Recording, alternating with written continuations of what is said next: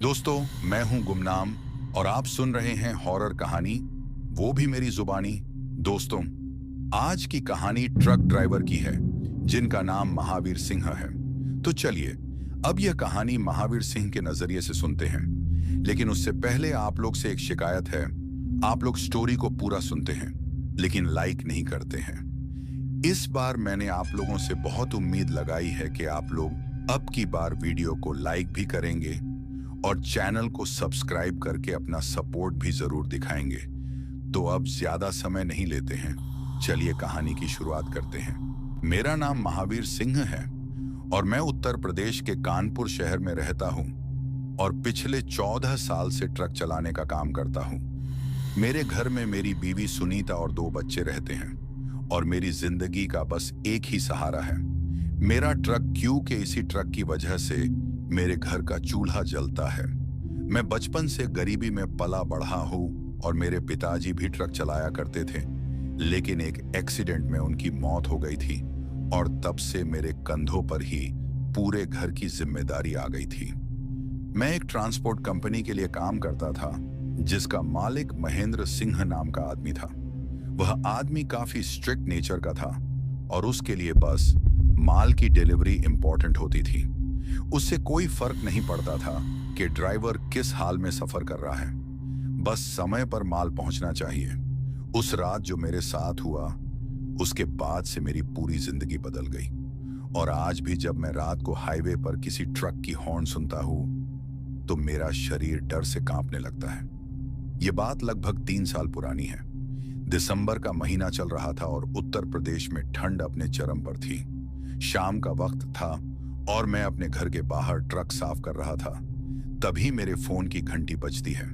मैंने जेब से फोन निकाला तो स्क्रीन पर मेरे मालिक महेंद्र सिंह का नाम फ्लैश हो रहा था। मैं कॉल उठाता हूं और कहता हूं, हाँ मालिक बोलिए। दूसरी तरफ से महेंद्र सिंह की तेज आवाज आती है, महावीर कहाँ है तू? मालिक घर पर ही हूं। तो जल्दी फैक्ट्री पहुंच, एक अर्जेंट माल उत्तराखंड भेजना है और कल सुबह से पहले डिलीवरी होनी चाहिए। मैं थोड़ा हेजिटेट होकर कहता हूं, मालिक रात का सफर है और मौसम भी खराब लग रहा है। लेकिन वह मेरी बात काट कर कहता है, मुझे कुछ नहीं सुनना, क्लाइंट बहुत बड़ा है, डिलीवरी लेट हुई तो लाखों का नुकसान हो जाएगा। यह कहकर वह कॉल काट देता है। मैं गहरी सांस लेता हूं क्योंकि ट्रक ड्राइवर की जिंदगी में मजबूरी नाम की चीज सबसे बड़ी होती है। ना चाहते हुए भी मैंने स्वेटर पहना और ट्रक लेकर फैक्ट्री की तरफ निकल गया। फैक्ट्री कानपुर के इंडस्ट्रियल एरिया में थी और वहां पहुंचते पहुंचते रात के 7 बज चुके थे। मेरे क्लीनर का नाम नौशाद था, जो असल में 23 साल का लड़का था और पिछले 2 साल से मेरे साथ क्लीनर का काम करता था। जैसे ही मैं फैक्ट्री पहुंचा तो नौशाद ऑलरेडी वहां खड़ा हुआ था और बीड़ी पी रहा था। मुझे देखकर वह हंसते हुए बोलता है, अरे उस्ताद, आज फिर रात भर का सफर है लगता है। मैं ट्रक साइड में लगाते हुए कहता हूं, हाँ, और ऊपर से अर्जेंट डिलीवरी भी है। ट्रक के पीछे से आने वाली वह औरत की हंसी अब और भी करीब सुनाई देने लगी थी। हे। उस हंसी में इतना डर था कि मेरी रूह तक कांप उठी थी। मैं और नौशाद ट्रक के कैबिन में चिपक कर बैठे हुए थे और हम दोनों की हिम्मत नहीं हो रही थी कि शीशे के बाहर भी देख सके। ट्रक जंगल के बीच पूरी तरह बंद पड़ा था। ना इंजन स्टार्ट हो रहा था, ना हेडलाइट सही से काम कर रही थी और ऊपर से हवा भी अजीब तरीके से चीख रही थी। नौशाद का चेहरा सफेद पड़ चुका था और वह कांपते हुए बोलता है, उस्ताद, ये नॉर्मल चीज नहीं है, हमें यहां से भागना होगा। मैं इग्निशन बार बार घुमाता हूं, GHR, लेकिन ट्रक स्टार्ट नहीं होता। मेरा गला सूखने लगता है क्योंकि जंगल के उस गहरे अंधेरे में हमें सिर्फ एक ही आवाज सुनाई दे रही थी, वह औरत की हंसी। तभी थक ट्रक के पीछे कुछ जोर से टकराता है। हम दोनों बुरी तरह उछल पड़ते हैं। फिर थक, इस बार आवाज और तेज आती है, जैसे कोई ट्रक के पीछे वाले गेट को पीट रहा हो। नौशाद रोते हुए बोलता है, उस्ताद, वह ट्रक के पीछे खड़ी है। मेरा दिल जोर जोर से धड़कने लगता है। मैं धीरे से साइड मिरर की तरफ देखता हूं, लेकिन अंधेरे के सिवा कुछ नजर नहीं आता। तभी अचानक ट्रक के अंदर जले हुए मांस की वही बदबू फैलने लगती है जो पहले उस औरत के पास से आ रही थी। मेरी सांसें रुकने लगती हैं और उसी वक्त ट्रक के कैबिन के बाहर किसी औरत की धीमी आवाज गूंजती है। दरवाजा खोलो! नौशाद जोर से चीखता है। नहीं! मैं भी डर के मारे आंखें बंद कर लेता हूं, लेकिन तभी सब कुछ एकदम से शांत हो जाता है। ना हंसी, ना आवाज, ना हवा की चीख। पूरा जंगल एक अजीब खामोशी में डूब जाता है। मैंने धीरे से नौशाद की तरफ देखा। वह भी मेरी तरह पसीने में भीग चुका था। मैं हिम्मत करके कहता हूं, शायद वह चली गई। नौशाद धीरे से बोलता है, उस्ताद, ट्रक चेक करना पड़ेगा, वरना हम यही फंसे रहेंगे। सच कहूं तो मेरी भी हिम्मत टूट चुकी थी, लेकिन अगर ट्रक स्टार्ट नहीं होता तो हम सुबह तक भी वहां फंसे रह सकते थे। मैं धीरे से ट्रक का दरवाजा खोलता हूं। छी! दरवाजा अजीब आवाज करता हुआ खुलता है, जैसे बाहर पूरा जंगल हमारा इंतजार कर रहा हो। मैं नीचे उतरता हूं। ठंडी हवा मेरे चेहरे से टकराती है और पूरा शरीर कांप उठता है। नौशाद भी धीरे से मेरे पीछे उतरता है। हम दोनों मोबाइल की टॉर्च ऑन करते हैं और ट्रक के इंजन की तरफ बढ़ने लगते हैं। जंगल में इतना अंधेरा था कि टॉर्च की रोशनी भी कम पड़ रही थी। चारों तरफ बड़े बड़े पेड़ खड़े थे जो हवा में धीरे धीरे हिल रहे थे, और उन पेड़ों के बीच मुझे बार बार ऐसा लग रहा था जैसे कोई खड़ा होकर हमें देख रहा हो। मैं ट्रक का बोनेट खोलता हूं और इंजन चेक करने लगता हूं। सब कुछ नॉर्मल लग रहा था। ना कोई वायर कटा हुआ, ना कोई लीकेज। फिर ट्रक बंद कैसे हुआ? मेरा दिमाग काम नहीं कर रहा था। तभी नौशाद अचानक धीमी आवाज में बोलता है, उस्ताद! मैं कहता हूं, क्या हुआ? वह कांपते हुए जंगल की तरफ उंगली करता है। वहां देखो! मैं धीरे से उस डायरेक्शन में टॉर्च मारता हूं और अगले ही पल मेरी सांसें रुक जाती हैं। कुछ दूर जंगल के अंदर एक पुराना ट्रक खड़ा था। वह ट्रक पूरी तरह जला हुआ लग रहा था। उसका फ्रंट शीशा टूट चुका था, बॉडी का रंग काला पड़ चुका था और उसके आसपास जमीन पर बड़े बड़े जलने के निशान बने हुए थे। ऐसा लग रहा था जैसे सालों पहले उस ट्रक में भयानक आग लगी हो। नौशाद धीमी आवाज में बोलता है, यह ट्रक यहां कैसे आया? मेरे दिल में अजीब सा डर पैदा होने लगता है, क्योंकि हाईवे से वह ट्रक क्लियरली नजर नहीं आ रहा था, जैसे किसी ने जानबूझकर उससे जंगल के अंदर छुपाया हो। तभी मुझे उस ट्रक के अंदर कुछ हिलता हुआ नजर आता है। मेरा गला सूख जाता है। मैं टॉर्च की रोशनी ध्यान से ट्रक के केबिन पर डालता हूं और उसी पल मेरी चीख निकल जाती है।